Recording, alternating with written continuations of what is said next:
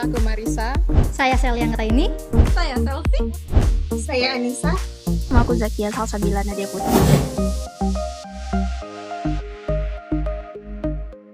Nah, kali ini aku mau ngajak kalian untuk kenalan dengan salah satu perusahaan yang dimana mayoritas kalian pasti punya aplikasinya di HP kalian, yaitu Grab.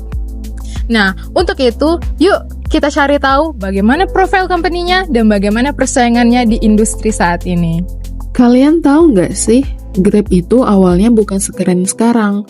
Balik ke 2012, ada dua orang alumni Harvard namanya Anthony Tan sama Tan Hoey Ling yang risih banget sama kondisi taksi di Malaysia yang katanya kurang aman buat penumpang. Dari rasa risih itu, lahirlah sebuah aplikasi kecil bernama MyTaxi. Sekarang, aplikasi itu sudah jadi super app terbesar di Asia Tenggara, kantor pusatnya di Singapura, dan di 2021, Grab masuk Nasdaq sebagai Decacorn pertama dari Asia Tenggara. Satu aplikasi, mau naik motor, pesan makan, kirim paket, bayar tagihan, semua ada. Yang bikin perjalanannya makin menarik, modal awal mereka cuma $25.000. Tapi di 2018, Grab berhasil akuisisi seluruh operasi Uber di Asia Tenggara senilai 6 miliar. Kebayang nggak tuh lompatannya seberapa jauh? Dan di 2025, untuk pertama kalinya, Grab bukukan laba penuh dengan pendapatan 3,37 miliar tumbuh 20%. Total nilai transaksinya 22,1 miliar. Mereka pegang lebih dari separuh pasar food delivery Asia Tenggara dan beroperasi di 8 negara. Salah satunya Indonesia, yang justru jadi pasar paling sengit buat mereka. Nah, sekarang aku mau ngajak kalian untuk mikir sedikit nih. Sekuat itu kah Grab? Apakah posisinya aman saat ini? Nah, untuk menjawab pertanyaan itu, kita butuh namanya kerangka analisis dari Porter 5 Forces. Di bagian itu, yang aku bahas adalah bagian rivalry, yang mana bagian itu menurut para ahli sangat krusial. Dan di mana rivalry itu sendiri adalah persaingan antar kompetitor di industri yang sama. Rivalry, maksudnya apa? Jadi simpelnya gini, rivalry itu sendiri adalah kayak perang dingin antar kompetitor. Semua pemain saling pantau dan kalau satu bergerak, yang lainnya pasti ikut. Contoh paling gampangnya adalah, kalian pernah nggak nyadar tiba-tiba Grab dan Gojek promonya bersamaan? Itu bukan kebetulan, itu namanya rivalry. Satu kasih diskon, yang lain ikut nyusul. Sekarang kita kenalan sama siapa aja yang bikin Grab harus kerja keras. Ada Gojek, yang di Indonesia aja udah pegang 43% pasar. Loyalitas penggunanya kuat banget. Ada Shopee Food yang numpang traffic dari Shopee, jadi promonya bisa agresif banget. Terus ada InDrive yang modelnya unik, penumpang yang nawar harga duluan. Dan yang paling perlu diwaspadai ke depan yaitu TikTok yang mulai masuk ke layanan F&B. Belum besar, tapi skalanya bisa ngeri. Dari analisis kami, ada 6 faktor yang bikin rivalry di industri ini intens banget. Kompetitor bermodal kuat semua, gampang banget pindah aplikasi, jadi semua pemain harus terus kasih promo. Layanannya basically sama di mata pengguna, sampai biaya operasional pun yang besar. Belum lagi strategi tiap pesaing beda-beda. Ada yang main harga, ada yang main ekosistem, ada yang main konten. Nah, jadi kesimpulannya, dari 6 faktor yang kami analisis, 5 masuk kategori tinggi. Artinya apa? Artinya rivalry di Grab itu sendiri sangat tinggi persaingannya. Tapi yang menariknya di sini adalah Grab nggak ikut-ikutan perang harga. Mereka justru bangun ekosistem yang makin dalam supaya pengguna makin susah pindah ke aplikasi lainnya. Dan strategi itu berhasil. 9 kuartal EBITDA mereka positif berturut-turut. Salah satu elemen lain dalam analisis Porter 5 Forces ini yaitu trade of new entrants atau saingan dengan pemain baru. Dalam kasus Grab ini, ancaman pendatang baru itu tergolong rendah hingga sedang. Yang artinya bersaing dengan Grab ini cukup sulit, tapi masih ada peluang untuk pesaing baru tetap tampil. Nah, ada beberapa faktor nih yang bikin pesaing baru tuh bisa nyaingin Grab. Pertama, strong network effects. Grab memiliki sekitar 47 juta pengguna aktif bulanan pada 2025. Semakin banyak driver dan juga penumpang yang menggunakan Grab, semakin kuat juga platform ini, sehingga sulit untuk ditiru oleh pemain baru. Kedua, market dominance. Grab menguasai sekitar 54% pasar food delivery Asia Tenggara, bahkan memiliki pangsa ride hailing sangat tinggi seperti 97% di Malaysia dan 85% di Thailand. Posisi ini akan membuat pesaing sulit untuk bersaing dengan Grab. Ketiga, terdapat juga hambatan modal dan regulasi. Industri ini membuktikan investasi besar dan harus mengikuti aturan pemerintah, sehingga tidak mudah bagi perusahaan baru untuk masuk. Nah, faktor itu yang bikin saingan sama Grab ini cukup sulit. Tapi masih ada peluang untuk pemain baru tetap tampil kalau mereka nemuin kelemahan dan juga kekurangan Grab. Contohnya, ada Sun SM dari Vietnam dan juga InDrive dari Filipina. Oke, teman-teman semua udah nyimak kan materi tadi yang baru saya disampaikan oleh rekanku. Kali ini, aku, Zakia Salsabila Nadia Putri dengan NPM C1B023025 akan jelasin nih ke teman-teman tentang aspek ketiga yang gak kalah pentingnya, yaitu threat of substitutes atau ancaman terhadap produk pengganti. Simpelnya gini nih teman-teman. Substitusi itu kan pada akhirnya adalah pilihan lain yang bisa aja menggantikan dan dipakai konsumen untuk memenuhi kebutuhannya sama tapi dengan cara yang berbeda-beda. Nah, kalau misalnya di kasus Grab sekarang, kebutuhan utama orang itu kan simple, yaitu mereka ingin pindah atau bermobilisasi dari satu titik ke titik lain secara efektif dan efisien. Kayak kamu nih, misalnya mau pergi ke kampus, pastinya kamu pengen cepet dong, kamu pengen nyampe sana dengan cepat kan, dari satu titik ke titik lain, dengan praktis dan cepat. Nah, tapi pertanyaannya adalah ketika kita bahas trade of substitutes ini, Grab ini, siapa aja sih yang jadi penggantinya? Kayak orang itu akan pakai apa aja untuk bisa berada di titik tujuan tersebut. Nggak mungkin kan cuman pakai Grab aja. Nah, itulah yang disebut dengan trade of substitutes.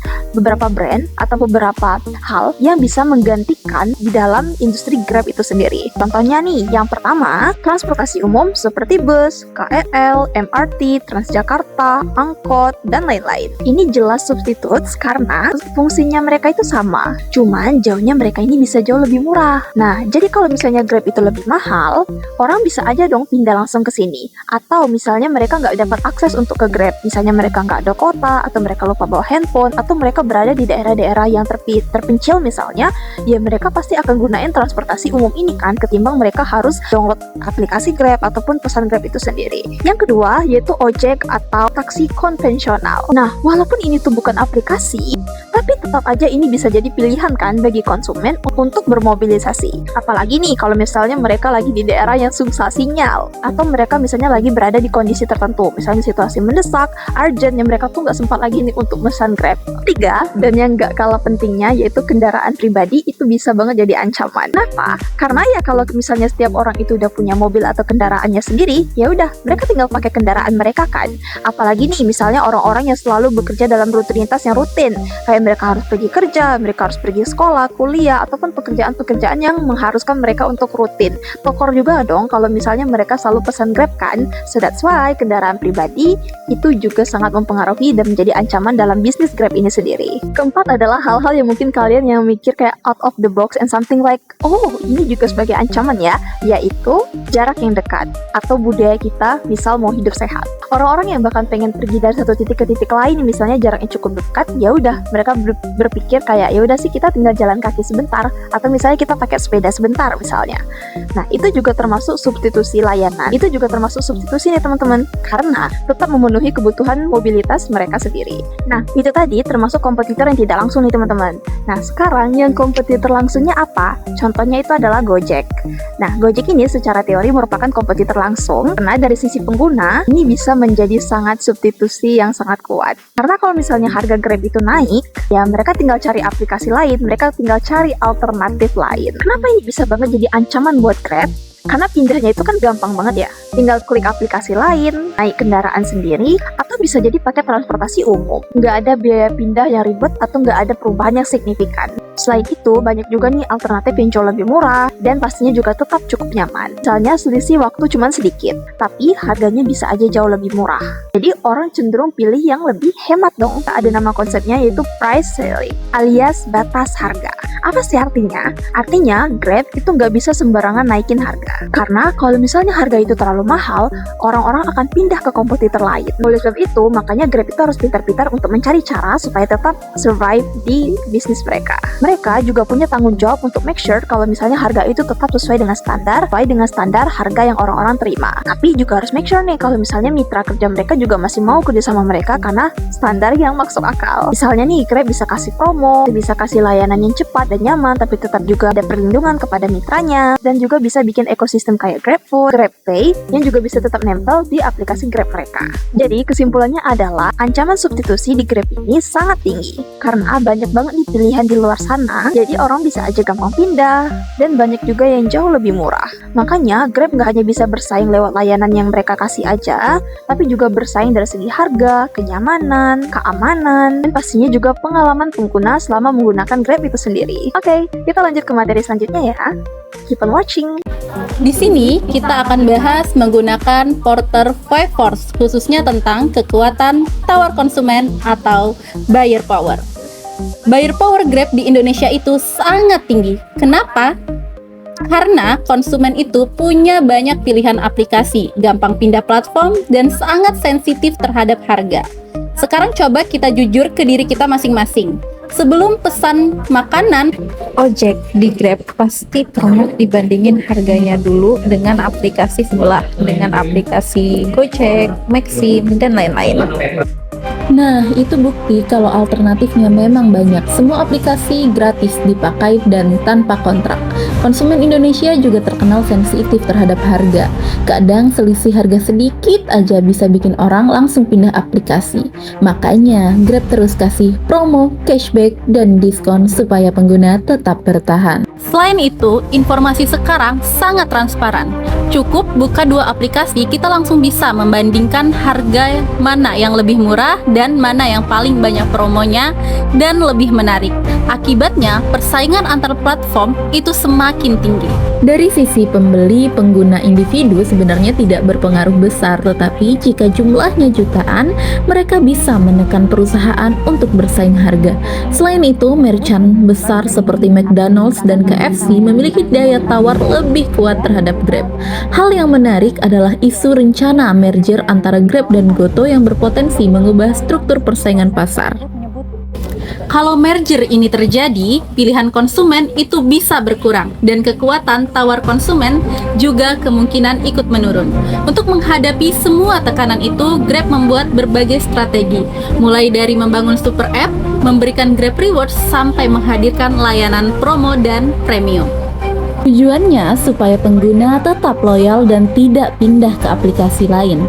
Jadi intinya buyer power Grab di Indonesia itu masih sangat tinggi karena alternatif banyak, switching cost rendah, dan konsumen sangat sensitif terhadap harga. Dan itulah tantangan Grab saat ini, yaitu bagaimana cara mempertahankan perusahaan itu tetap berjalan di tengah persaingan yang ketat saat ini.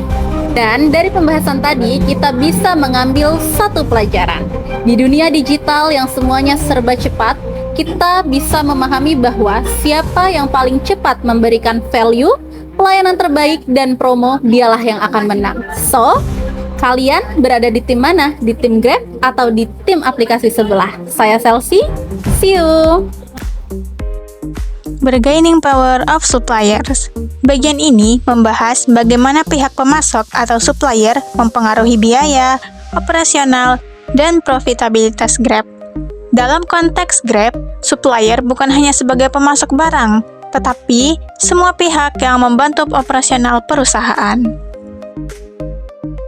Partners, di mana bagian ini menjelaskan mengenai posisi driver sebagai supplier utama pihak Grab. Kalau kita lihat, insentif mobilitas meningkat sebesar 30%, menandakan persaingan yang semakin ketat dalam mendapatkan dan mempertahankan pengemudi dengan GoTo Group dan kompetitor lainnya.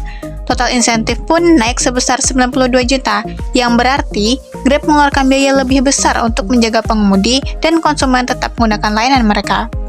Driver memiliki bargaining power yang cukup tinggi, karena mereka mudah berpindah platform dan tentunya Grab sangat bergantung pada mereka. Cloud Provider and Infrastructure Computing Provider. Nah, bagian ini menjelaskan mengenai supplier teknologi pihak Grab, seperti cloud computing, server, payment gateway, and infrastructure backend. Contoh supplier dari bidang teknologi adalah Google Cloud dan Microsoft Azure. Biaya cloud dan operasional digital Grab masih sulit dikurangi karena sangat dibutuhkan untuk mendukung layanan perusahaan. Selain itu, meskipun persentase biaya R&D menurun, total pengeluarannya tetap naik karena Grab terus berinvestasi dalam teknologi agar tetap kompetitif. Merchant Partners. Nah, Merchant Partners sendiri adalah restoran atau toko yang mana mereka bekerja sama dengan pihak GrabFood or GrabMart. Adjusted EBITDA segmen delivery naik 50%, menunjukkan posisi Grab terhadap merchant semakin kuat. Namun, take rate tetap 13% karena Grab belum bisa menaikkan komisi akibat persaingan yang ketat. Selain itu, bad debts naik 8 juta, menandakan beberapa platform mengalami tekanan sehingga mereka semakin bergantung pada platform Grab. Financial Institution and Funding Partners. Di sini akan dibahas mengenai hubungan Grab dengan pihak bank, pihak investor, serta lembaga pembiayaan.